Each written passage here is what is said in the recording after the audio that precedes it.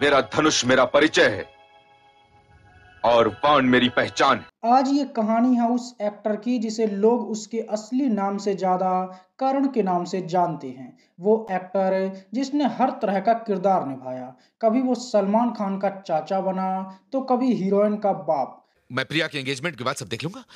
तुम फिक्र मत करो।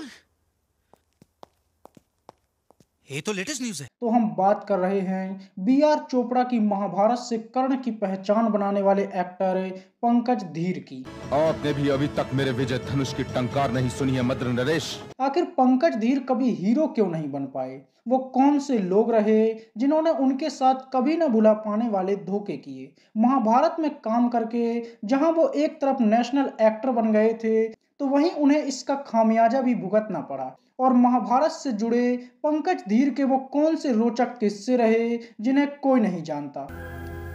मेरे दुर्भाग्य की सीमाओं को क्या आप माप सकते हैं वासुदेव? मैं सूर्यपुत्र कर्ण। पंकज धीर का निधन 15 अक्टूबर 2025 को हो गया है, लेकिन वो अपने पीछे क्या कुछ छोड़ गए हैं, उनका परिवार किस हाल में है और उनके बच्चे अभी क्या कर रहे हैं। जानेंगे पंकज धीर की पूरी अनसुनी और रोचक कहानी। तो चलिए शुरू करते हैं। बहारों का ये मौसम सुहाना। पंकज धीर का जन्म 9 नवंबर 1956 को पंजाब में हुआ था। हालांकि पहले उनका परिवार पाकिस्तान में रहता था, जो बंटवारे के बाद भारत आकर बस गया था। उनके पिता का नाम था C.L. धीर, जो कभी बी शांताराम के असिस्टेंट हुआ करते थे। फिर वो खुद मूवी के राइटर बनने लगे और डायरेक्टर भी बने और उन्होंने कई बेहतरीन मूवीज की कहानी लिखी और मूवी भी बनाई। पंकज धीर की पढ़ाई लिखाई बम्बई से ही हुई, लेकिन उनका बचपन फिल्मी माहौल में बीता और बचपन से ही एक्टिंग के कीड़े उन्हें काटने लगे थे। तो जैसे ही वो बड़े हुए तो अपने पिता की तरह एक डायरेक्टर बनने का सपना देखने लगे। राजनीति के हाथ बहुत लंबे होते हैं और बेहद कठोर भी, हजारों के लहू में डूबे हुए। और असिस्टेंट डायरेक्टर के तौर पर उन्होंने बॉलीवुड में कदम रखा। 1970 में अमिताभ बच्चन की मूवी परवाना से उन्होंने एक असिस्टेंट डायरेक्टर के रूप में अपने करियर की शुरुआत की थी, लेकिन धीरे धीरे उन्हें समझ में आने लगा कि डायरेक्टर बनना थोड़ा घाटे का सौदा हो सकता है, क्योंकि पहले उन्हें एक एक्टर बनकर एक्टिंग की बारीकियों को समझना चाहिए। तभी उन्हें 1981 की पूनम मूवी में काम करने का मौका मिला। इसके बाद वो एक और मूवी में नजर आए जिसका नाम था सूखा, और इसमें भी पंकज को छोटा सा रोल मिला था। किरदार छोटा था, लेकिन पंकज धीर का एक्टिंग में मन लगने लगा और इसके बाद उन्होंने एक्टिंग में ही कैरियर बनाने की सोच ली। और फिर आई मूवी बेखबर, जिसमें पंकज धीर हीरो बने। लव का मतलब प्रेम, प्रेम का मतलब रोग। और आपको ये जानकर भी हैरानी होगी कि इस मूवी के लिए जहां पंकज धीर को लगभग 30,000 रुपए मिले थे, तो वहीं अमरीश पुरी को केवल 11,000 रुपए दिए गए थे। मतलब उस समय अमरीश पुरी पंकज धीर से भी छोटे आर्टिस्ट माने जाते थे। हालांकि ये मूवी बुरी तरह से फ्लॉप हुई। इसके बाद आई मेरा सुहाग, और इसमें भी पंकज धीर हीरो बनकर हीरोइन के साथ रोमांस करते हुए दिखाई दिए। मूवी तो कुछ खास नहीं चली, लेकिन इसके गाने बड़े हिट हुए, और इसी मूवी का गाना था किस्मत वालों को मिलता है प्यार, जिसे आज भी दिल टूटने के बाद प्रेमी गाते हैं। हमको फूलों के बदले कांटों के हार, किस्मत वालों। हालांकि इससे भी पंकज को कुछ खास फायदा नहीं हुआ, इसलिए वो एक साइड काम भी करने लगे थे और एक वॉइस आर्टिस्ट के तौर पर बी.आर. चोपड़ा के स्टूडियोज में काम करने लगे थे। वो अंग्रेजी मूवी की हिंदी डबिंग करते थे। बी.आर. चोपड़ा से उनकी पहचान बढ़ती गई और इसी समय पर बी.आर. चोपड़ा महाभारत बनाने की तैयारी भी कर रहे थे। तो पंकज धीर ने इसके लिए भी ऑडिशन दिया और बी.आर. चोपड़ा ने पंकज को अर्जुन के किरदार के लिए सिलेक्ट कर लिया। ये तो लेटेस्ट न्यूज़ है। जी हाँ, पहले पंकज धीर अर्जुन के किरदार के लिए ही चुने गए थे और वह खुद भी अर्जुन या कृष्ण इन्हीं दो में से कोई एक किरदार निभाना चाहते थे, क्योंकि पंकज धीर को उस समय पर महाभारत के बारे में बहुत ज्यादा कुछ पता नहीं था। उन्हें लगता था कि महाभारत में यही दो किरदार हैं जो सबसे ज्यादा चर्चित और लोकप्रिय होंगे। आप सच कहते थे कि अर्जुन फिर अर्जुन है।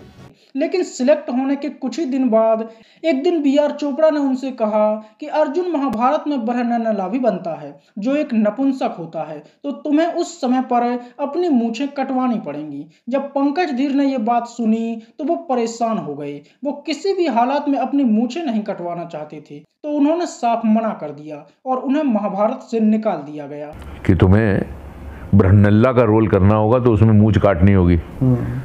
तो मैंने कहा सर ये नहीं कर सकता मैं ऐसा। तो उन्होंने कहा कि वो दरवाजा है, वहां से निकलो और निकल जाओ और यहाँ आना नहीं फिर कभी।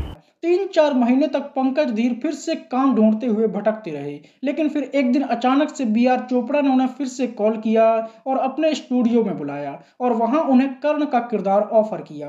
पंकज ने कहा कि अगर मूछ नहीं कटवानी पड़ी तो कोई भी छोटा मोटा किरदार कर लूंगा।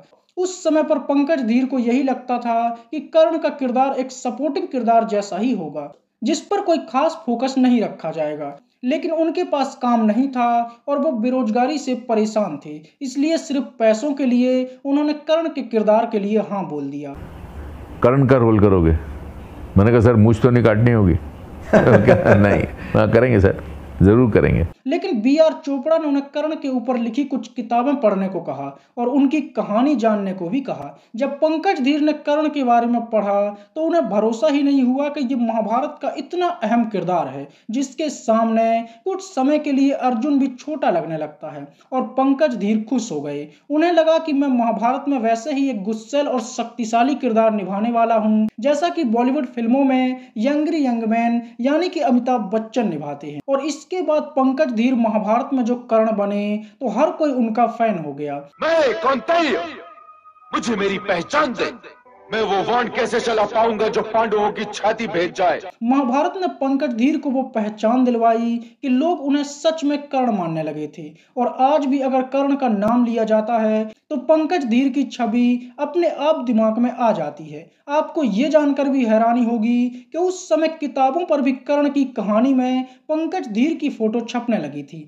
जो बच्चों की स्कूल की किताब है जिसमें कर्ण का चैप्टर है तो मेरे फेस को दिखाया जाता है।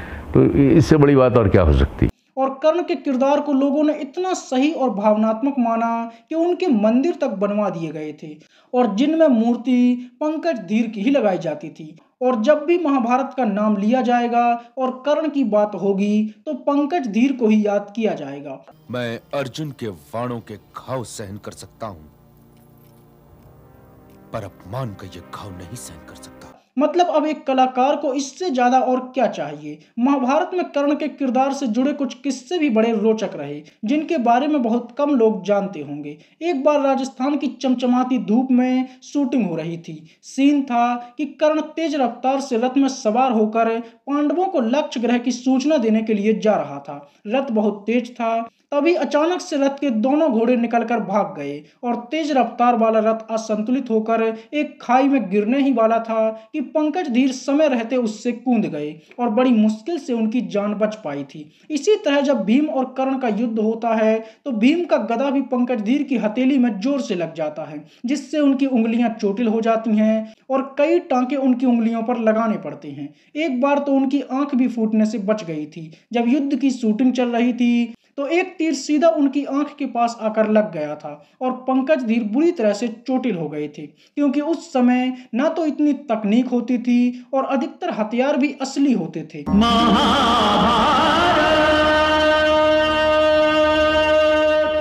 महाभारत के समय पंकज धीर की सबसे ज्यादा नजदीकियां द्रौपदी यानी कि रूपा गांगुली के साथ थीं। दोनों की अच्छी दोस्ती हो गई थी और दोनों की अंडरस्टैंडिंग भी बहुत अच्छी थी। दोनों को लेकर कई तरह की अफवाहें भी उस समय पर उड़ने लगी थीं। हालांकि दोनों ने अपने रिश्ते को साफ रखा और दोस्ती तक ही सीमित रखा। लेकिन महाभारत और रामायण जैसे सीरियल में काम करने के बाद सभी एक्टर और एक्ट्रेस जिन्हें एक तरफ लोगों का ढेर सारा प्यार मिलता था तो वहीं उन पर उस किरदार का ठप्पा भी लग जाता था और फिर कभी भी किसी दूसरे किरदार में लोग उन्हें उतना पसंद नहीं कर पाते थे। मेरे दुर्भाग्य की सीमाओं को क्या आप माप सकते हैं वासुदेव? मैं सूर्यपुत्र कर्ण। और यही पंकज धीर के साथ भी हुआ। महाभारत में कर्ण बनने के बाद उनके बॉलीवुड में हीरो बनने के चांस पूरी तरह से खत्म हो गए थे। फिर उन्हें सपोर्टिंग किरदार में ही काम करना पड़ा। 1991 में जब अक्षय कुमार ने पहली बार हीरो बनकर बॉलीवुड में कदम रखा तो उनकी पहली मूवी सौगंध में भी पंकज धीर ने एक सपोर्टिंग किरदार निभाया था और वो एक ठाकुर के किरदार में दिखाई दिए थे।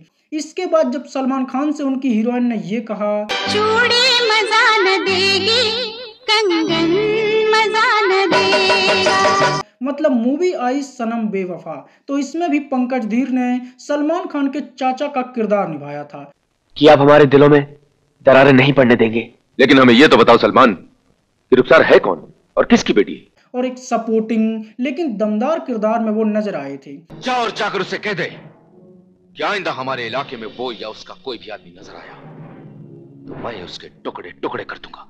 इसके बाद भी बंजारन और मजबूर लड़की जैसी मूवीज में भी पंकज धीर ने काम किया। फिर जब संजू बाबा ने पूजा भट्ट के साथ सड़क पर गाने गाए तो इसमें भी पंकज धीर ने एक छोटा सा किरदार निभाया था। इसके बाद भी पंकज धीर ने कई मूवीज में छोटे मोटे किरदार निभाए जिनमें कैद में है बुलबुल, सोने की लंका, पर्दा है पर्दा जैसी मूवीज शामिल रहीं। जब अक्षय कुमार मिस्टर बॉन्ड बनकर ऐसी हरकतें कर रहे थे तो इसमें भी पंकज धीर ने काम किया था। Well done mister bond, dragon को तुम्हारी बहादुरी देखकर बहुत अच्छा लगा। फिर सलमान खान की जागृति में भी पंकज ने काम किया। इसके बाद जब अनिल कपूर और श्रीदेवी हीर रांझा बने तो इसमें भी पंकज धीर ने एक बेहतरीन किरदार निभाया था।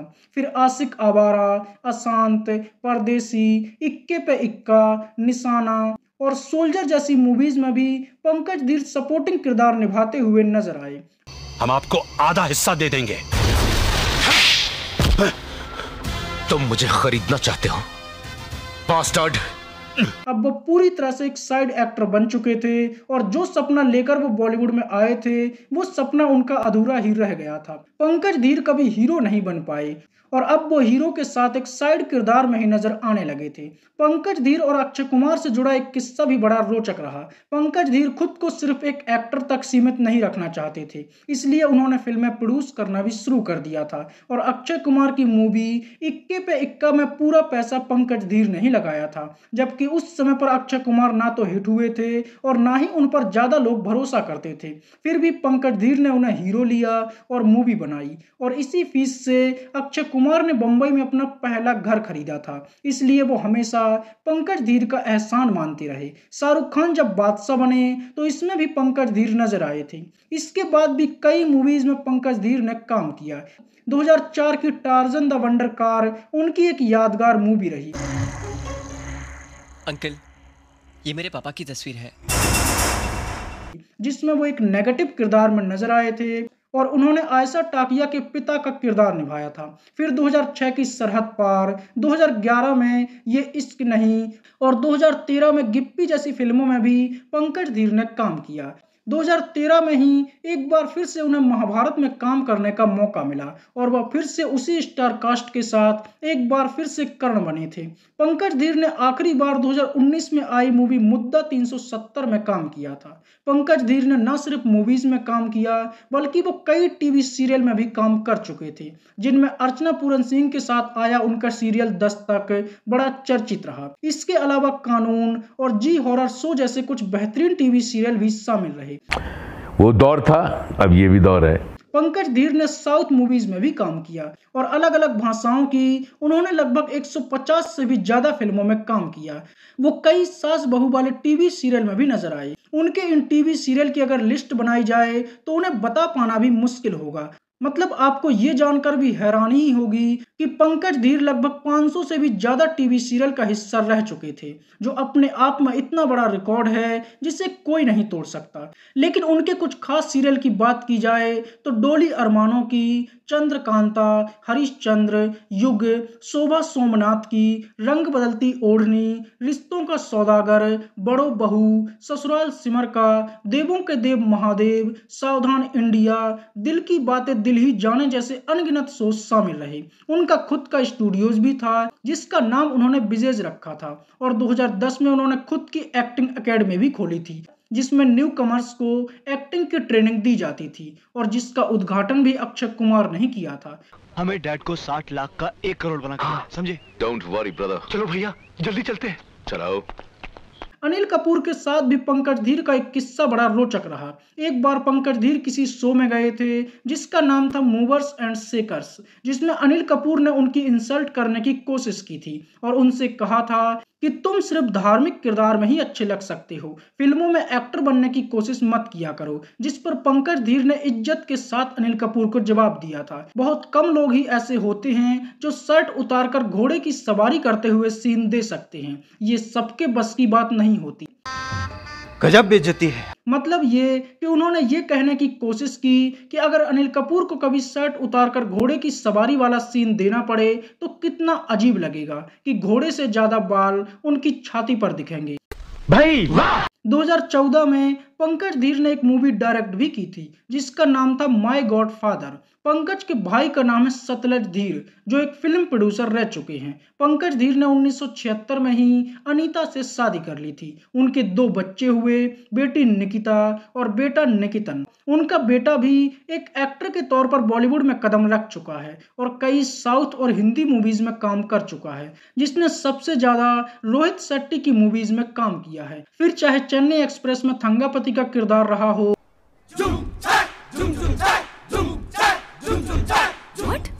दबंग 2 का विलन हो या फिर सूर्यवंशी का हट्टा खट्टा सपोर्टिंग विलन हो, उसकी कदकाठी अलग ही झलकती है और कई टीवी शोज में भी वो काम कर चुका है। मतलब कह सकते हैं कि पंकज धीर का बेटा भी बॉलीवुड में अपनी पहचान बना चुका है।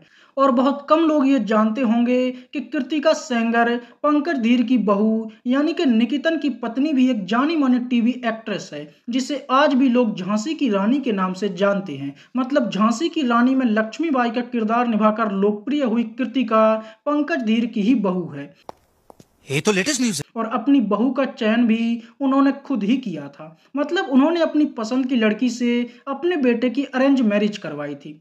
पंकज धीर ने महाभारत में जो किरदार निभाया हमेशा उसके मान सम्मान को भी बनाए रखा और वो कभी भी किसी ऐसे शो में नहीं गए जहां वो कर्ण के किरदार को मान सम्मान ना दिलवा सके। जब उन्हें कपिल शर्मा शो में बुलाया गया था तो उन्होंने ये कहकर मना कर दिया था कि कपिल शर्मा का पूरा शो दूसरों के इंसल्ट करके और बेइज्जती करके कॉमेडी करने पर ही बना है और वहां किसी भी महान किरदार या महान इंसान की महानता को चुटकियों में मजाक बनाया जा सकता है जिस पर हर कोई हंस देगा। और मुझे नहीं लगता कि कर्ण के किरदार में कुछ भी ऐसा है जिसका मजाक बनना चाहिए, इसलिए मैं इस शो में नहीं जाऊंगा। मैं वो वांड कैसे चला पाऊंगा जो पांडवों की छाती भेज जाए, परंतु मैं करूंगा यही क्योंकि यही मेरा कर्तव्य है। पंकज धीर ने बहुत काम किया, बहुत नाम कमाया और बहुत रिस्पेक्ट भी कमाई और अपने परिवार को भी एक रिस्पेक्ट के साथ खड़ा किया। पंकज धीर लंबे समय से कैंसर से पीड़ित थे, उनका इलाज चल रहा था लेकिन ये लड़ाई वो जीत नहीं पाए और 68 साल की उम्र में 15 अक्टूबर 2025 को उनका निधन हो गया और इस तरह महाभारत का वो कर्ण इस दुनिया को छोड़कर चला गया। उनकी मौत से हर कोई दुखी है।